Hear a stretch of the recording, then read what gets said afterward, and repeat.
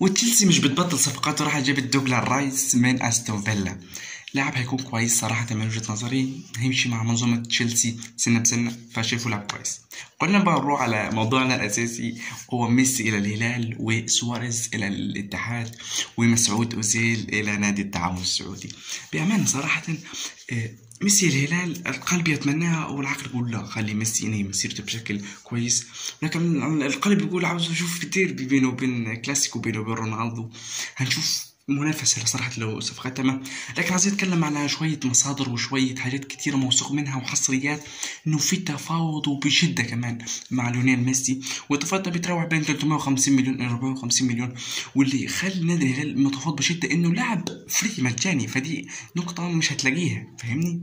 لو بعد كده رحت فكرت انك تجيب ميسي بعد ما ينهي مسيرته على الاخر مش هتلاقي الحتة بتاعت ان هو فاضي، فدي عشان كده نادي الهلال متمسك جدا بميسي، ويعني الكلام كله الى 60% انه ميسي ممكن يجي الهلال.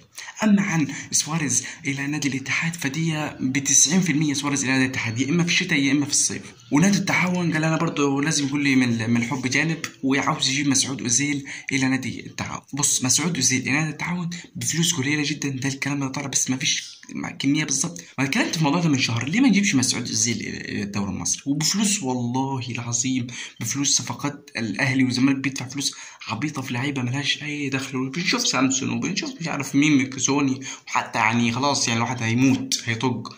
فليه ما نجيبش لاعب زي ده؟ ليه ما نجيبش لاعب زي ده يديك مكانه وسط الدوريات، يديك يخلي الناس كلها تشوفك، على الاقل الناس تدي نظره انه في مسعود زيل بيلعب في الدوري المصري. بس كده كلامكم شويه عن بعض الحصريات وبعض الانتقالات اللي حاصله، وهنكون معكم اول باول من الحلقات. اشتركوا في القناه عشان 500 سبسكرايبر قبل نهايه شهر 2، ده تارجت لازم نعمله. بس كده كمان محمود منكم، نقول لكم سلام.